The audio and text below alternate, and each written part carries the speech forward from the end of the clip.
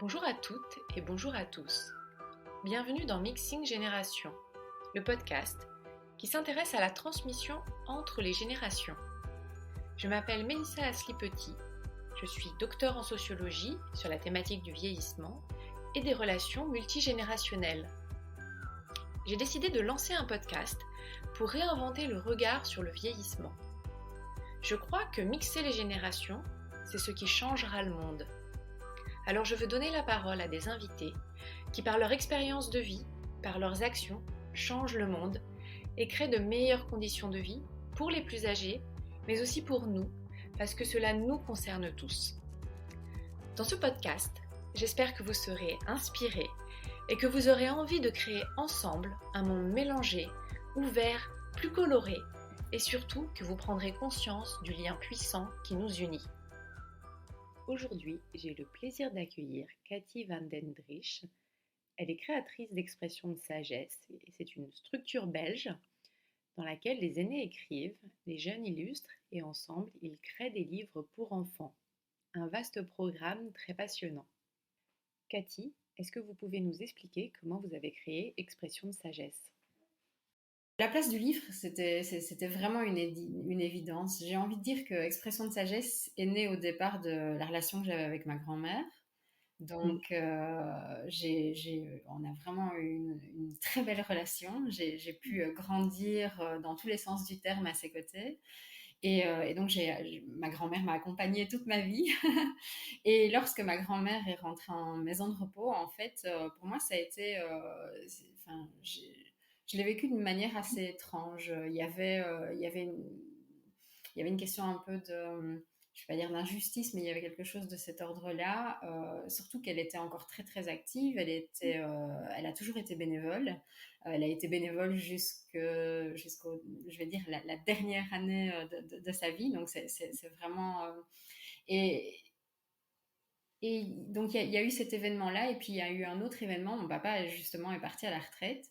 Et ces deux événements ont créé, je sais pas, une réflexion et vraiment un désir de comprendre ce qui se passait à travers ces différentes transitions, je vais le dire comme ça.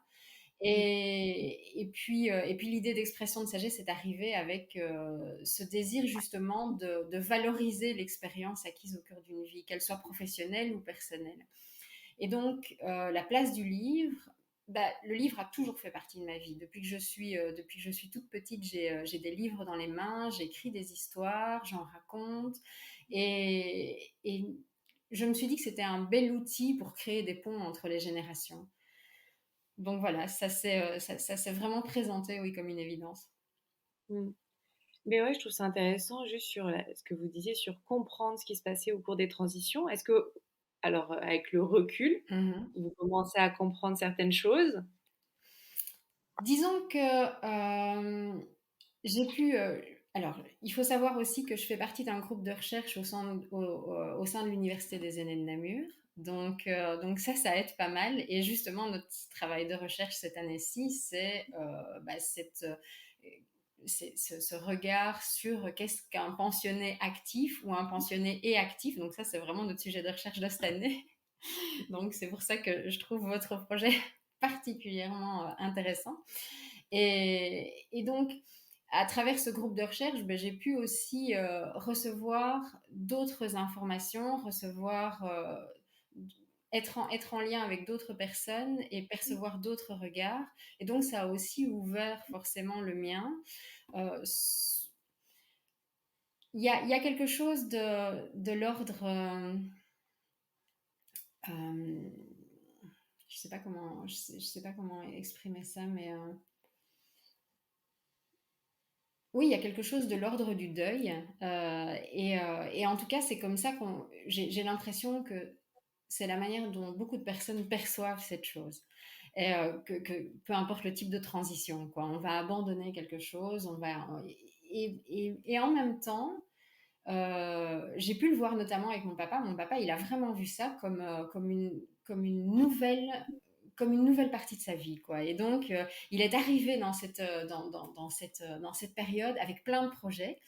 Et j'ai pu constater que ma grand-mère, en arrivant en maison de repos, l'a vécu un peu de la même manière. Donc, c'est-à-dire comme une nouvelle partie de sa vie, comme une nouvelle expérience. Et elle s'est installée dans cette maison avec des idées, avec des projets, et elle a été bien accompagnée dans cette dynamique-là. Et donc, je pense que moi, ça m'a pas mal apaisée, en fait. Ça... J'ai vu ça de manière assez positive. Parce que vous aviez des doutes ou des craintes? J'avais des craintes, pour mon papa, pas tellement, parce que ça faisait longtemps qu'il nous parlait des projets qu'il avait pour sa retraite. Mais pour ma grand-mère, oui, j'avais des craintes. J'avais vraiment des craintes. J'avais une vision, je pense, assez erronée de la maison de repos. Alors après, il y a certaines choses qu'on peut constater ou pas dans certaines maisons de repos, mais oui, pour ma grand-mère, j'avais vraiment des craintes. Et je pense que c'est pas un hasard si Expression de sagesse est née en maison de repos. C'est là que j'avais envie d'expérimenter des choses. Et puis je me suis rendu compte que j'étais extrêmement bien accueillie et que ça créait des dynamiques vraiment intéressantes, mais qu'il y avait déjà des dynamiques vraiment très intéressantes. Peut-être pour préciser, la maison de repos, les, c'est quel profil de personnes qui vont et juste pour qu'on ait un peu le contexte. Alors, bah, je pense que ce sont des personnes qui à un moment vont souhaiter avoir un soutien. Alors ce soutien, il peut être multiple, ça peut être un soutien sur le plan physique, mais ça peut être aussi parfois des personnes qui vont se sentir seules et qui vont avoir envie de vivre dans une dynamique communautaire. Euh, Ça peut être, enfin, des personnes, parce que j'ai rencontré, voilà, par exemple, l'autrice de Bravo Grisou, elle est très jeune, Lise Marie, et je pense que vivre au sein de la maison de repos est quelque chose qui lui correspond tout à fait bien en termes de dynamique. Donc, je vais dire que oui, en général, ce sont des personnes qui vont avoir d'une manière ou d'une autre un besoin soit d'assistance, soit un souhait de vivre dans une dynamique communautaire. Mm. Et pourquoi l'expérimenter donc en maison de repos, expression de sagesse? Moi, j'avais vraiment envie d'abord de rencontrer de grands aînés. Donc, ça, je veux dire, la première impulsion, elle est peut-être un petit peu égoïste. D'être voilà, d'être au contact de ces personnes qui ont une grande expérience de vie et, de pouvoir surtout se remettre dans une dynamique de création. Et ça, c'est quelque chose que j'ai constaté, c'est que souvent, et pour une multitude de raisons, les projets qui sont proposés, les personnes vont participer ou vont être spectatrices, mais c'est relativement rare, je veux dire sur une année, hein, il y a des projets ponctuels, mais c'est relativement rare d'être dans une dynamique créative. Pas créative, d'être dans une posture de créateur. Voilà, c'est plus juste parce que la dynamique créative, elle est là. Et ça, c'est quelque chose que j'avais vraiment envie d'insuffler, de se remettre en projet et d'avoir des projets long terme. Et ça, c'est quelque chose d'assez rare en maison de repos, d'avoir des projets qui se tiennent sur 1 an, 2 ans, 3 ans. Donc, euh, donc ça, c'était la première impulsion de se dire, ben voilà, on va pouvoir se remettre en contact avec son imaginaire, avec son pouvoir créateur. Et il y a une dynamique qui va se mettre en place par rapport à ça. Et ce qu'on constate, c'est que cette dynamique, elle va au-delà de la création d'histoires, de textes. Et une fois qu'on est remis dans une dynamique comme celle-là, mais en fait, elle va avoir un impact sur tous les autres domaines de notre vie.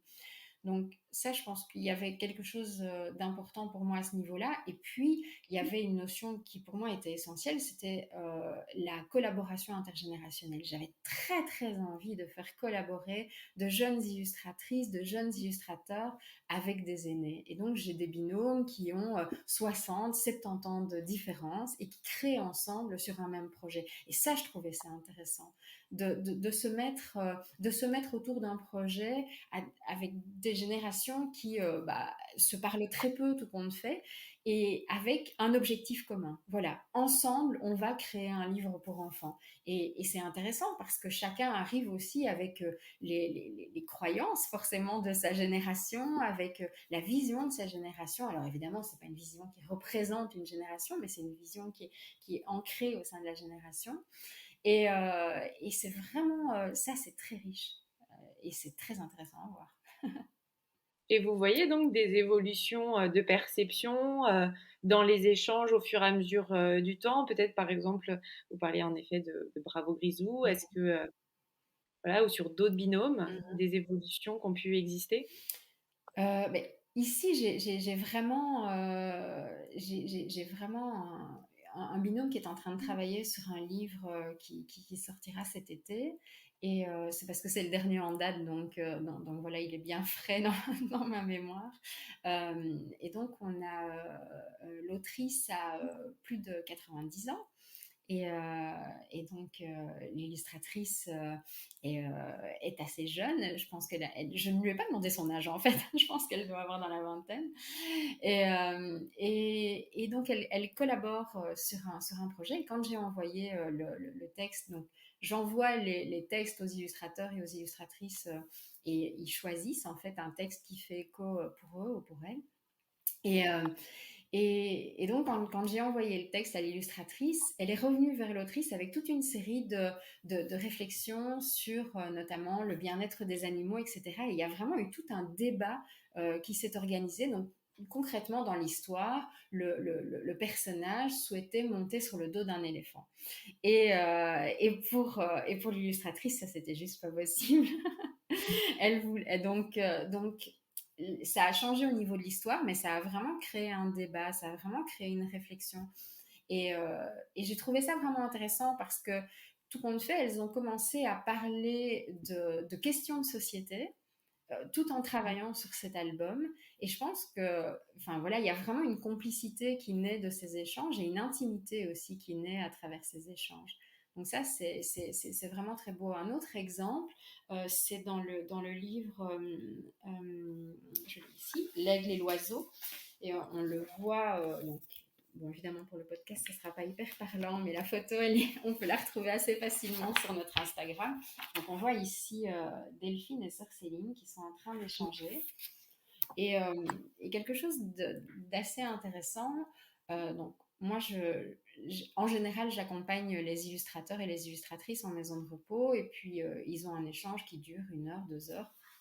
Et moi, je me promène, je vais rencontrer d'autres auteurs pendant ce temps-là, ou je donne un atelier d'écriture.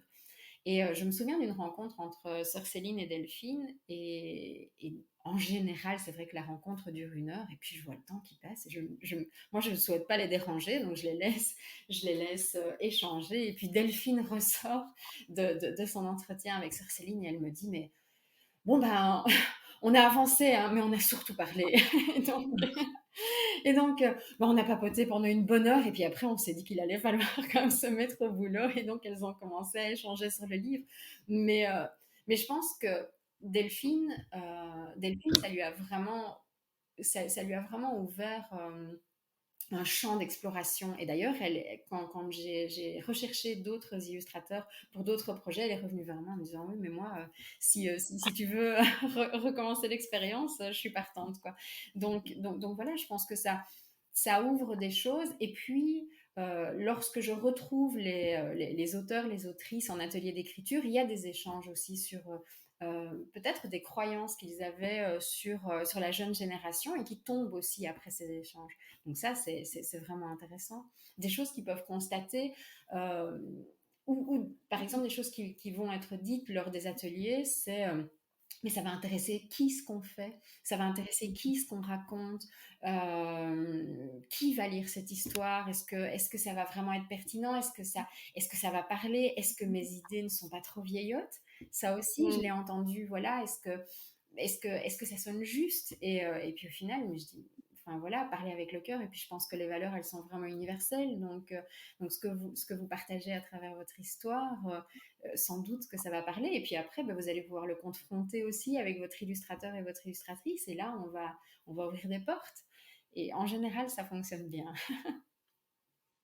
Ouais, mais je trouve ça très riche, hein, ce que vous racontez sur les échanges, entre les binômes, et on voit bien, en fait, aussi la peut-être la nécessité de se rencontrer Mmh. quand on a des âges différents, Mmh. pouvoir, soit s'enrichir, soit, et échanger ensemble. Mmh. Peut-être, d'une manière un peu plus pratique, comment ça se passe, en fait, concrètement? Donc vous passez tout un temps en atelier d'écriture avec les auteurs. Ils sont je suppose volontaires et Mmh. puis peut-être après il y a ce temps d'échange. Voilà, juste pour qu'on comprenne bien, je dirais l'ensemble du Oui, processus oui. jusqu'à la création du livre. Mmh. Mais donc la première étape, c'est en général une présentation du projet au sein de la résidence. Ça, je pense que c'est vraiment la base. Donc là, j'explique un petit peu, ce qui est proposé et je vois effectivement s'il y a des personnes pour qui ça fait écho. Alors ce qui est intéressant, c'est qu'il y a des personnes qui, spontanément vont tout de suite avoir envie de venir au sein de l'atelier, vont avoir envie de découvrir, partager. Et puis, il y a des personnes qui vont venir me dire: «Ah, moi, je veux bien, mais je vais juste écouter les autres. Je vais pas spécialement trop participer, mais par contre, ça m'intéresse d'écouter ce que les autres vont créer, inventer, raconter.» Et en fait, toutes les places sont OK au sein de cet atelier. Donc, on peut très bien venir en spectateur et puis parfois intervenir dans les propositions d'écriture, dans les différentes propositions. On n'est pas spécialement obligé de venir et d'écrire un livre. Donc Mmh. ça, je pense que c'est d'abord une première bonne base et ça ouvre aussi des choses intéressantes au sein de l'atelier. Alors après, on a un premier atelier d'écriture où là, on va pouvoir sonder un petit peu si on se sent de participer à cet atelier, si on a envie d'être dans cette énergie tout compte fait, parce que bah, mine de rien, c'est un rendez-vous hebdomadaire Mmh. et on s'engage quand même pour, pour un bon moment. Donc voilà, il y a des personnes qui, après un, deux ateliers, vont se rendre compte que, bah, que ça les intéresse, mais sans plus, et qui n'ont pas spécialement envie de s'engager dans un processus régulier. Mmh. Et puis, en général, on va se retrouver avec un groupe d'une dizaine de personnes. C'est vraiment la moyenne, hein. Euh, et là, on est parti dans un processus donc, qui va durer plusieurs mois. La première étape, c'est vraiment de reprendre contact avec son pouvoir créateur. Donc, la première étape, c'est de prendre plaisir à créer. Et parfois, on se rend compte qu'il y a des choses qui sont qui viennent, enfin, des idées qui viennent plus spontanément, et donc on va réinventer un petit peu certains processus. Voilà, on va jouer avec des choses qu'on connaît déjà aussi. Et donc, l'idée, c'est vraiment de oui, la première étape, c'est vraiment de créer, quoi. Donc, juste d'être dans le plaisir de créer, d'inventer.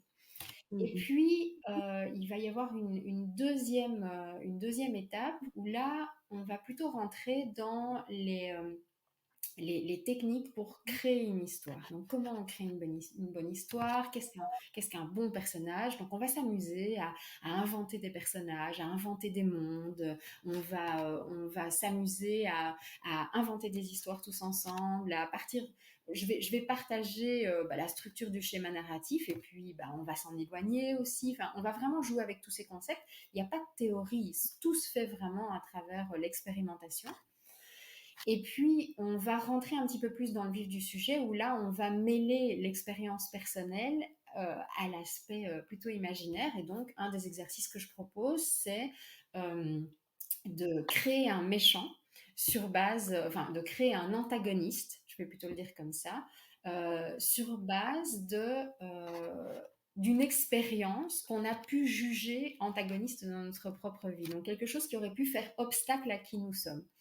Et donc, on va inventer un personnage au départ de cette expérience de vie. Et c'est la première fois où on mêle vraiment les deux. Alors, bien sûr, quand on crée, il y a toujours évidemment de soi dans ce qu'on crée, mais c'est vraiment le premier exercice où les deux se mêlent.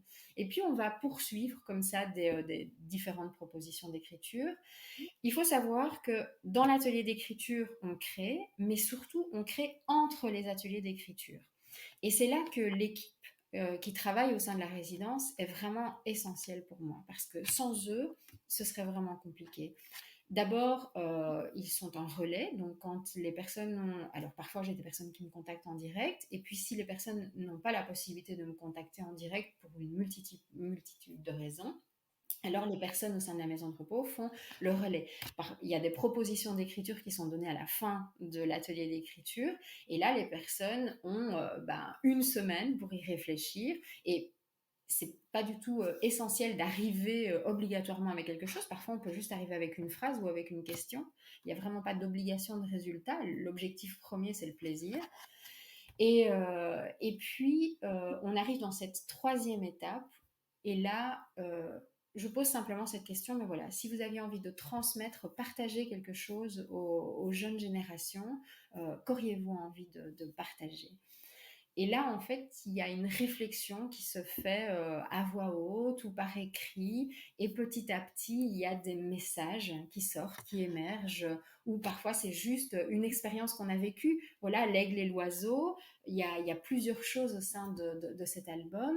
Il y a cette notion de solidarité au-delà de la différence. Mais ce qui fait qu'on suit l'aventure d'un aigle et d'un oiseau, c'est sur base d'une expérience de vol en montgolfière que l'autrice a vécu. Et c'est pour ça qu'on est parti sur les oiseaux. Donc, enfin, c'est pour ça qu'elle est partie sur les oiseaux. Donc, voilà, il y a plein de choses qui se mêlent. Et puis, petit à petit, il y a une histoire qui commence à se construire. Et cette histoire, les auteurs, les autrices vont l'affiner. Et ça va prendre plusieurs semaines. On va se retrouver chaque semaine où chacun va pouvoir partager son histoire et puis il va y avoir parfois un soutien, un cerveau collectif pour les personnes qui rencontreraient des difficultés parce que parfois on bloque sur une histoire et c'est tout à fait normal. Donc là, le groupe intervient et va proposer toute une série d'idées avec lesquelles l'auteur, l'autrice va pouvoir repartir et revenir la semaine suivante avec ce qu'il aura construit. Puis quand on a une histoire qui est, je veux dire, pratiquement terminée, on se retrouve avec une pierre à casser, hein, comme on dit en sculpture. Euh, et à partir de là, en fait, moi, je vais commencer à proposer cette histoire à des illustrateurs et des illustratrices. Et puis, quand il y a un match, quand il y a vraiment, quand l'illustrateur ou l'illustratrice me dit oui, ça c'est vraiment une histoire que j'ai envie d'illustrer, alors j'organise une rencontre. Et puis à partir de là, il peut se passer plein de choses. Parfois l'histoire va être agrémentée de certaines choses, où on va enlever certaines choses, où on va ouvrir d'autres portes. Enfin, le binôme va ouvrir d'autres portes. Et puis parfois, je suis très très surprise de revoir arriver l'histoire en me disant ah bah c'est très surprenant. Et là, en fait, ils travaillent vraiment en duo et ça peut durer des mois. Et il y a des rencontres régulières, ils échangent par téléphone, par mail, et puis en rencontre réelle quand on a la possibilité de le faire. Ici, après 2 années de crise sanitaire, ça a été un petit peu plus compliqué d'organiser des rencontres, mais on y est arrivé. Et puis, à partir de là, nous, on a une psychopédagogue qui va revoir leur album et qui va d'abord s'assurer que le texte et l'image sont bien en adéquation avec l'âge qui est imaginé pour le lecteur. Et puis, éventuellement, elle va amener des suggestions et l'auteur et l'illustrateur ou l'autrice et l'illustratrice vont réfléchir ensemble aux suggestions de la psychopédagogue. Puis, on arrive vraiment, je veux dire, à l'étape finale où là, on a évidemment des relecteurs qui vont revoir le texte. Et puis, on a un graphiste qui met tout ça en page et puis ça part à l'impression. Mais je trouve que c'est vraiment très structuré et surtout c'est très accompagnant, Mhm. je trouve, pour à la fois l'auteur et les auteurs et les autrices, Mhm. mais aussi pour les dessinateurs. Et donc ça permet vraiment de créer ensemble avec des relais et des regards différents, Mhm.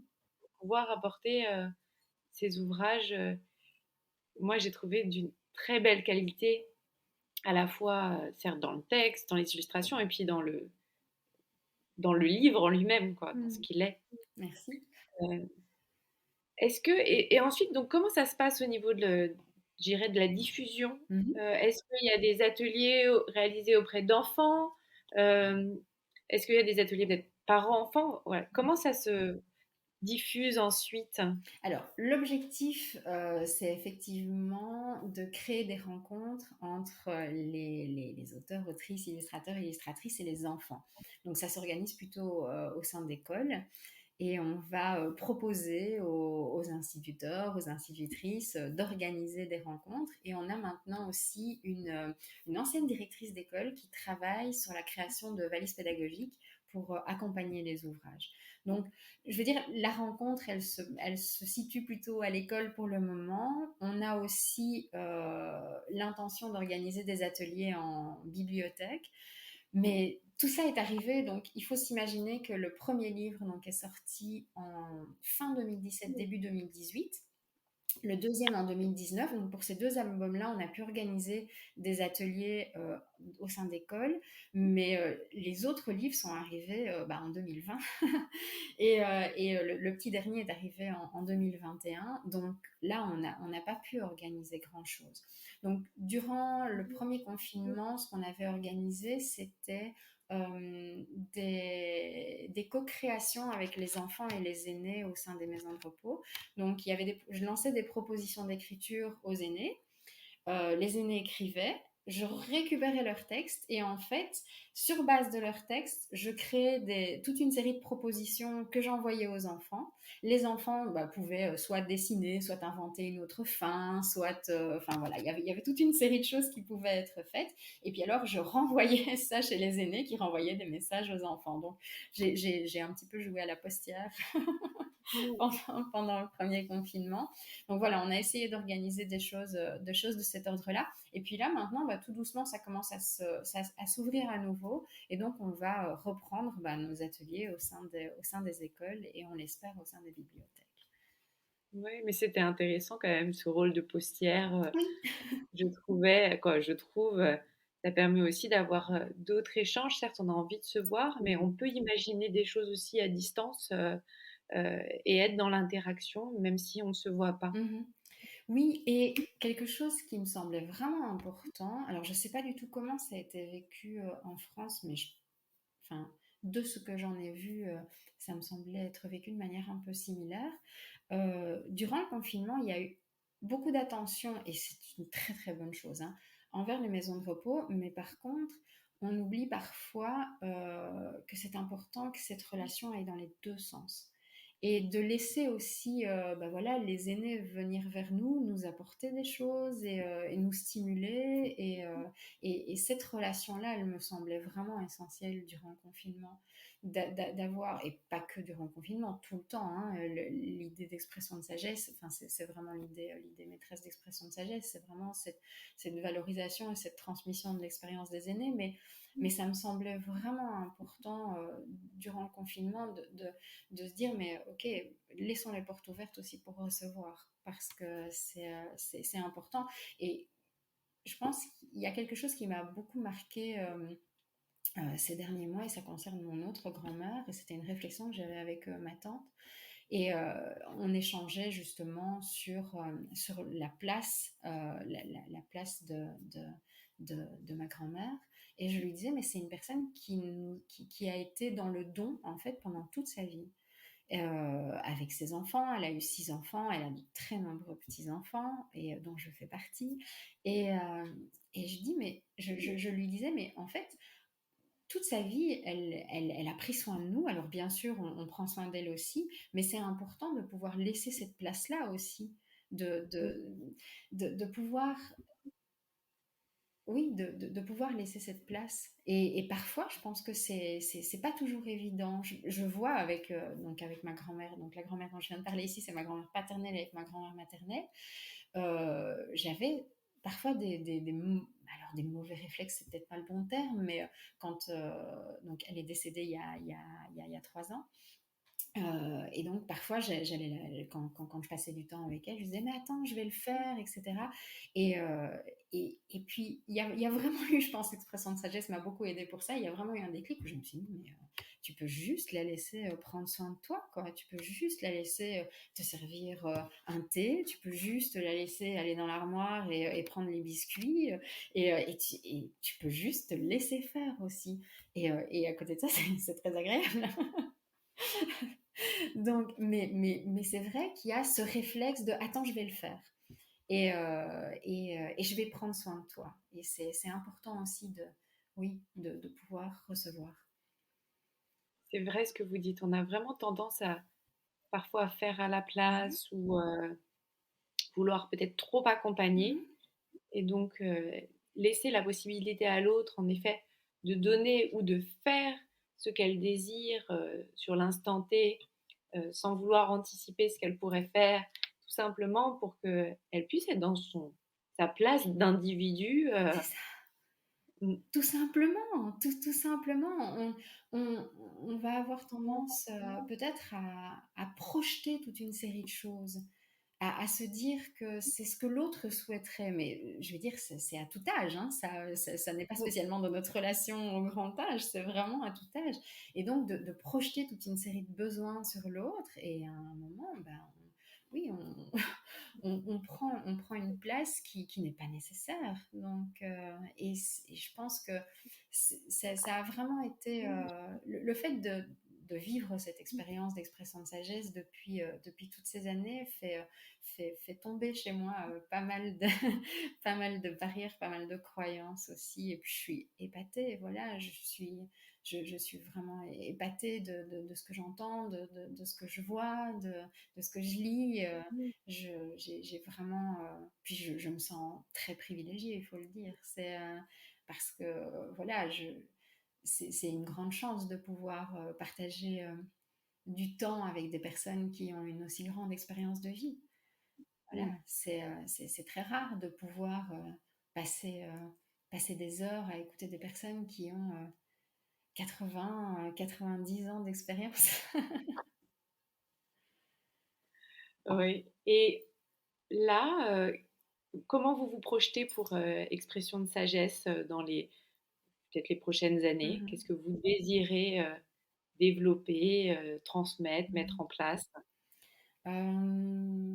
Alors, il y a plusieurs choses. Bah, la première chose, j'aimerais vraiment pouvoir voilà, donner plus d'ampleur au projet, que le projet se développe au sein d'autres maisons, parce qu'en quelques années, bah, je n'ai pu accompagner que quelques dizaines d'aînés, tout compte fait. Hein. Voilà, je ne peux pas être dans 100 maisons de repos en même temps. Donc voilà, j'ai vraiment envie de former d'autres personnes et de partager mon expérience avec d'autres personnes. Et là, on est vraiment dans cette réflexion-là pour le moment, de voir comment le projet peut grandir, tout en gardant l'essence du projet. J'aimerais beaucoup aussi avoir l'expérience d'autres personnes parce que bah voilà, en général, c'est moi qui donne ces ateliers d'écriture et j'aimerais beaucoup que le projet s'enrichisse et soit nourri d'autres personnes et voilà, d'autres initiatives. Il y a déjà une personne qui va me rejoindre ici dans les prochains mois, qui est ergothérapeute.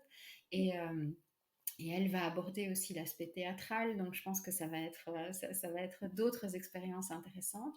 Donc voilà, j'ai vraiment envie que le projet se développe de cette manière-là.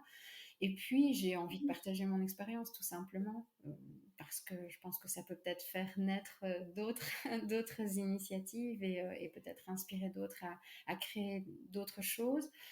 Donc, il y a ça, et j'aimerais beaucoup organiser. Ça, c'est quelque chose qui, pour le moment, est là. Je ne sais pas encore exactement comment le mettre en place, mais des explorations créatives intergénérationnelles. Donc, vraiment se mettre autour de la table à plusieurs générations et explorer. Voilà. Explorer de manière créative différents sujets. Ça peut être des sujets de société, mais ça peut être plein de choses. Mais j'ai vraiment envie d'inviter autour de la table plusieurs générations à créer ensemble de toute une série de manières. Mais voilà, tout ça, c'est encore. Je pense que j'avance vraiment.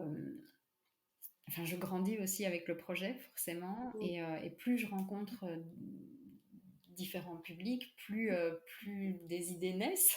Voilà. Donc, je me laisse aussi le temps d'avancer. Je le dis souvent, j'ai pas envie. Enfin, j'ai vraiment envie qu'on puisse tous avancer à notre rythme. Voilà, j'ai le sentiment qu'on est dans une société où on veut vite grandir, on veut que les choses aillent vite. Et alors peut-être que parfois c'est un peu lent, mais j'aime qu'on prenne tous notre temps. Et ça, c'est quelque chose que je répète très souvent aux illustrateurs, aux illustratrices, aux auteurs, aux autrices avec lesquels je travaille, c'est on a le temps. On a le Mm. temps et puis si vraiment à un moment on doit mettre un coup d'accélérateur pour une raison ou pour une autre, on le fera. Mais en général, on va essayer de prendre le temps. Et s'il y a du plaisir, alors à ce moment-là, ben, c'est une voie royale pour avancer. Et c'est sûr que prendre son temps, c'est tellement essentiel euh, dans la société d'aujourd'hui, en effet, qui va extrêmement vite. On a besoin aussi d'accepter d'être patient, d'accepter le temps qui passe, de prendre conscience que le temps va permettre aussi de regarder les choses différemment. Ça, c'est un peu, je saute un peu du coq à l'âne, mais j'écoutais un podcast de Tony Parker, qui est un Mhm. basketteur donc américain, et il échangeait avec un stand-upper qui s'appelle Farid, et il lui demandait qu'est-ce que toi t'aimerais dire aux autres jeunes générations de stand-uppers, et il lui dit bah je pense que c'est vraiment prendre son temps, mais ils l'écouteront pas en fait. Ils doivent le vivre pour prendre conscience. Mhm. Et mettre des gens de générations différentes, je pense que c'est aussi parce qu'on est dans l'expérience qu'on va prendre conscience que le temps est crucial. Ouais. Oui, il y a vraiment quelque chose qui revient très régulièrement dans les ateliers d'écriture, quand on échange, quand on partage, c'est la notion d'être vraiment présent. Présent à ce qu'on fait, présent à ce qu'on vit. J'entends souvent, mais c'est passé tellement vite. Et quand on entend une personne de 90 ans nous dire mais c'est passé tellement vite, on se dit oh mon Dieu, il est vraiment temps de pouvoir profiter de chaque instant. Et on est tous happés. C'est ce qu'on va faire le week-end prochain et les prochaines vacances. Et on rentre de vacances, on est déjà en train de parler de mais tu fais quoi au Nouvel An, tu fais quoi à Noël. Enfin, c'est et en fait, les années défilent comme ça. Et en discutant, en discutant à travers ces rencontres, enfin, en tout cas, moi, ça m'est vraiment, ça m'a sauté aux yeux et je me suis dit, mais c'est vraiment nécessaire de prendre le temps. Et par rapport à ce projet, c'est ce que je fais. Parfois, il y a un petit quelque chose qui me dit, ah, c'est vrai, on pourrait faire plus, ça pourrait aller plus vite, on pourrait connecter telle et telle personne. Puis après, je me dis, mais non, tout se passe au moment où ça doit se passer. Et au final, je pense que si euh, je repars vraiment au tout début du projet, donc l'idée du projet est née en 2013, donc maintenant ça commence à dater un peu. Euh, et le premier programme d'écriture, il a vraiment démarré en 2016, donc ça a pris 3 ans. Mais en 3 ans, moi, j'ai appris énormément de choses. Et puis, entre le premier programme d'écriture et la suite, quand j'ai commencé vraiment à en donner plus régulièrement, ben, il y a encore eu 2 ans. Donc, parce qu'il fallait que j'analyse ce qui s'était passé, il fallait que je prenne le temps de digérer cette expérience, de voir aussi comment je pouvais l'améliorer, comment je pouvais justement répondre au mieux aux besoins des personnes que j'accompagnais, que ce soit les auteurs, les autrices, mais les illustrateurs, les illustratrices, et comment on pouvait fonctionner tous ensemble, comment chacun pouvait trouver sa place, comment on pouvait trouver notre rythme de croisière. Donc oui, prendre son temps, ça me paraît essentiel. Je trouve que c'est ouais, une belle chose. Et peut-être vous, Cathy, à titre individuel, qu'est-ce que vous avez envie de transmettre peut-être au cours de l'année? Hmm. Hmm. Ça, c'est vraiment une bonne question. Euh, je pense qu'ici, pour moi, plus que de transmettre, cette année, j'ai vraiment envie de passer un relais. Voilà. J'ai envie de changer de rôle au niveau du projet, d'avoir, d- d'être plus observatrice et de pouvoir, oui, vraiment, j'ai envie de changer de place. D'être observatrice de ce projet et peut-être de pouvoir juste, dans un premier temps, partager l'expérience d'expression de sagesse. Ça peut être à travers des podcasts comme aujourd'hui ou à travers des conférences. Euh, et simplement, peut-être planter une petite graine et dire, et si, voilà. Et si on changeait notre regard sur le grand âge, et si on s'ouvrait à la possibilité de collaboration intergénérationnelle, et si on construisait une société qui est réellement inclusive. Je trouve que c'est de belles phrases et de belles intentions dans ces passages de relais. Merci beaucoup, Cathy. Ben, merci à vous. Merci d'avoir écouté Mixing Génération. N'hésitez pas à partager l'émission, à commenter l'épisode ou à nous envoyer vos questions. À bientôt.